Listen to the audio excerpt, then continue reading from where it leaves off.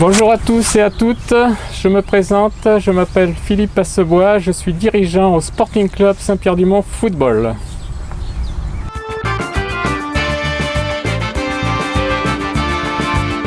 Alors j'ai 62 ans, donc j'ai travaillé à la Sécurité sociale de Mont-de-Marsan pendant 20 ans et au centre d'examen de santé de Mont-de-Marsan toujours pendant 20 ans. J'ai une fille, Marion, 29 ans, infirmière puéricultrice que j'applaudis tous les soirs.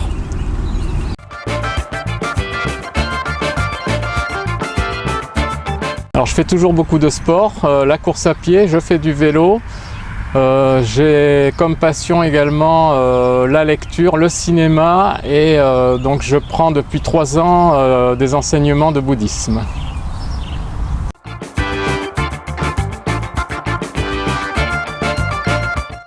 Alors j'ai la responsabilité de l'organisation du tournoi Jean à l'Avoine. Donc un tournoi qui se passe au mois de juin et qu'on fait depuis les années 80. Je suis également responsable du football à effectif réduit, c'est-à-dire des jeunes de 6 ans à 13 ans.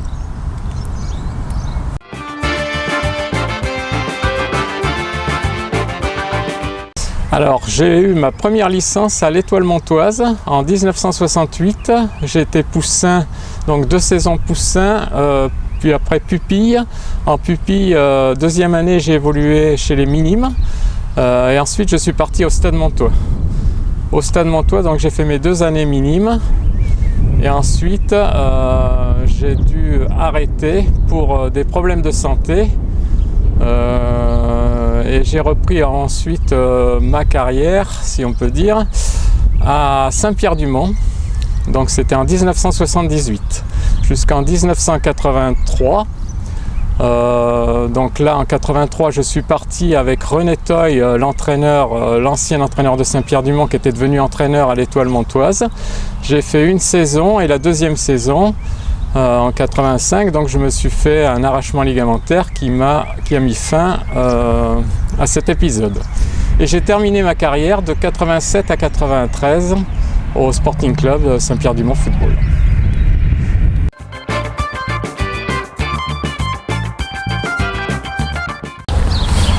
Oui, effectivement, c'était une passion et comme je ne pouvais plus jouer à l'époque avec le problème de santé, donc je suis passé éducateur en 75 jusqu'à 77 au Stade Montois. J'entraînais des jeunes, les pupilles. Ensuite, en 78, avec la création du club, j'ai entraîné les seniors. J'étais l'adjoint de René Toy, donc on avait une première et une réserve. Et par la suite, j'ai enclenché sur l'école de football de Saint-Pierre-du-Mont qui a été créée. Donc jusqu'à nos jours maintenant, voilà, j'ai entraîné les jeunes. Alors j'ai entraîné plusieurs catégories à Saint-Pierre-du-Mont, donc je m'étais plus spécifiquement occupé des jeunes, c'est devenu vraiment une passion. Donc j'ai entraîné les poussins, les pupilles, les minimes, les cadets, à l'époque c'était ces références-là. Alors durant cette période, nous avons eu aussi des générations de joueurs qui se sont distingués, notamment les jeunes nés en 78 et les jeunes nés en 88. Alors dans la génération des 78, il y a un certain Olivier Duchesne que tout le monde connaît, donc qui a fait partie d'une équipe aussi qui a brillé, qui a joué en Ligue. On s'était qualifié pour des finales régionales. Et même chose pour les 88 avec notamment Jérôme Dupouille. Donc c'est pareil, cette génération-là qui était très performante, où on s'était également qualifié pour des finales régionales. De plus, nous avons gagné également la Coupe des Landes à 2 reprises, et notamment une fois avec Gilles Cusac, qui était venu me rejoindre à Saint-Pierre-du-Mont. Lui aussi venait de l'Étoile Montoise avec une partie des joueurs, et cette équipe qui a été mise en place a été très performante.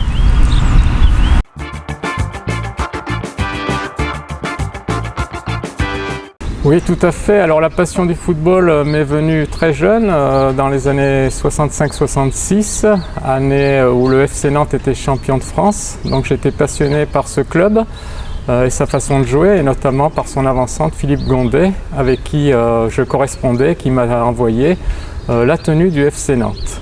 Ensuite, on est arrivé donc dans les Landes, mon père étant militaire, on est arrivé sur Saint-Pierre-du-Mont à La Mousteille. Et là, sur des terrains vagues, nous avons pu pratiquer notre passion, le football. C'est là que j'ai rencontré Jean Valero, son frère José, excellent gardien de but. Et nous faisions des parties avec mes frères, notamment à longueur de journée. Ensuite, donc en 68, en 70, on essayait de trouver des terrains pour jouer, parce qu'au fur et à mesure les constructions arrivaient sur la Mousteille, et il y avait de moins en moins de place. En 70, on avait encore trouvé un terrain vague qu'on a appelé Guadalajara, en hommage à la Coupe du Monde au Mexique. Et alors sur ce terrain, on avait construit les buts grâce au maire de l'époque, M. Audouin, chez qui on avait été pour couper des roseaux pour construire ce terrain. Donc ensuite, on a joué jusqu'en 74, on a continué à jouer au football, toujours sur des terrains vagues, mais comme il y en avait de moins en moins, du coup là on a joué carrément sur les pelouses de la Mousteille, où on a eu certes des problèmes, puisque les pelouses étaient interdites, qu'il y avait un concierge, et donc on a fait travailler la condition physique du concierge qui nous courait après pour essayer de nous priver de ballons.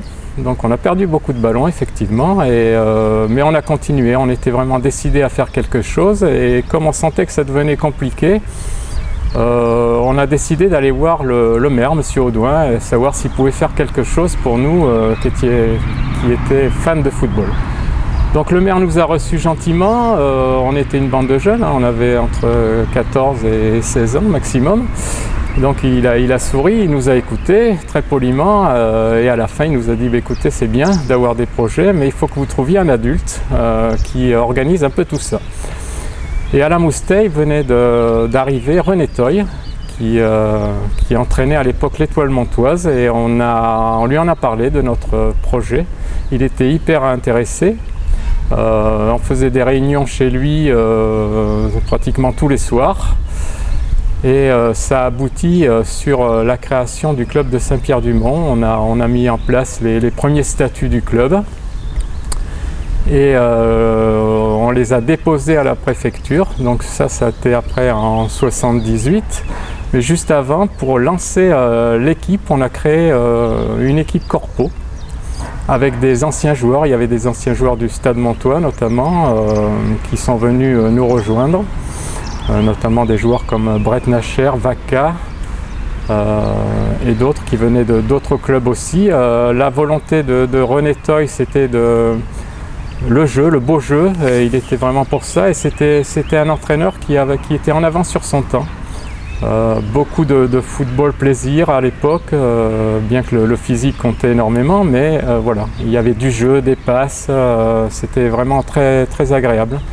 Et donc après le Corpo, on a joué pendant 2 ans au Corpo, on a inscrit en 78, donc pour la première fois, une équipe en championnat.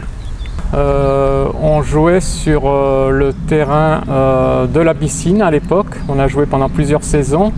On alternait avec les rugbyman. Un week-end c'était eux qui jouaient, un week-end nous, donc l'état du terrain était compliqué. On s'entraînait à la ferme du Comte, à Mont-de-Marsan, pendant ces années-là, un très bon terrain d'ailleurs.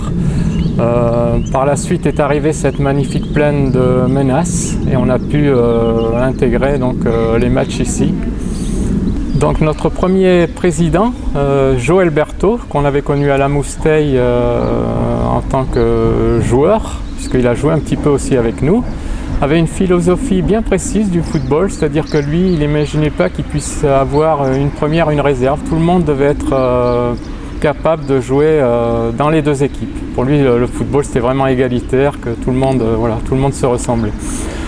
Par la suite, on a eu le commissaire de police, Monsieur Bernadi, donc, qui a été président, puis qui sera après président d'honneur.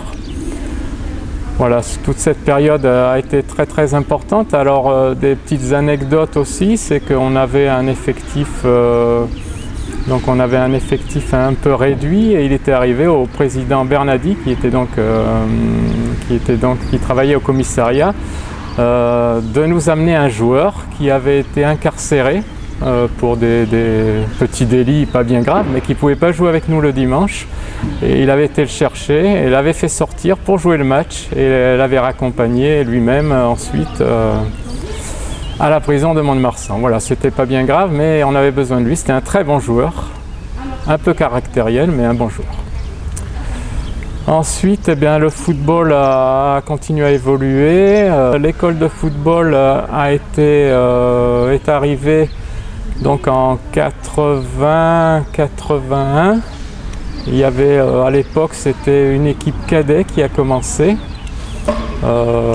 avec Monsieur Mayor, qui a été le président de l'école de football de Saint-Pierre-du-Mont. Et une année après est arrivé des personnes très importantes qui venaient de l'Étoile montoise avec pratiquement la moitié de l'école de football. C'est Pépé Bouffanet et Jeanne Hommage.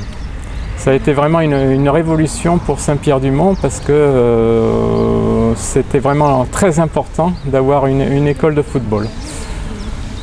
Donc de suite, on a le club de Saint-Pierre-du-Mont a grandi. On a récupéré le tournoi qui s'appelait à l'époque le tournoi Laurent Latapie, en hommage au fils donc de Monsieur Latapie, éducateur aussi à l'Étoile, tristement décédé. Et en son hommage, on a fait un tournoi qui est toujours en cours actuellement, puisque c'est le tournoi Jean Lavoine. Voilà, il y avait aussi qui arrivait de l'Étoile un certain Bernard Lasserre, donc pareil, qui est toujours au club et qui a été très important pendant toutes ces années. Il s'est occupé des tout jeunes pendant très longtemps, avant de s'occuper des plus anciens.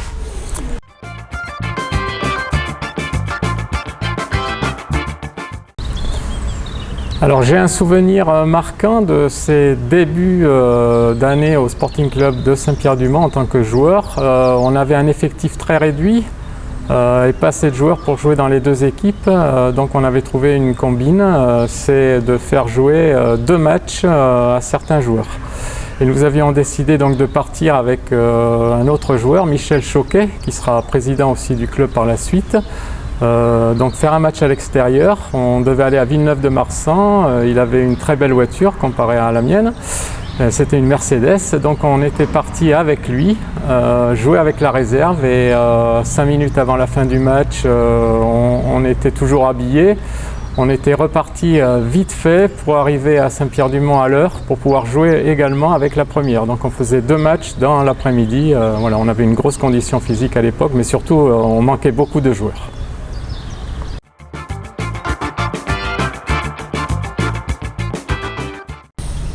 Bien, comme conclusion, je pense qu'on peut dire que le Sporting Club de Saint-Pierre-du-Mont, c'est une aventure humaine.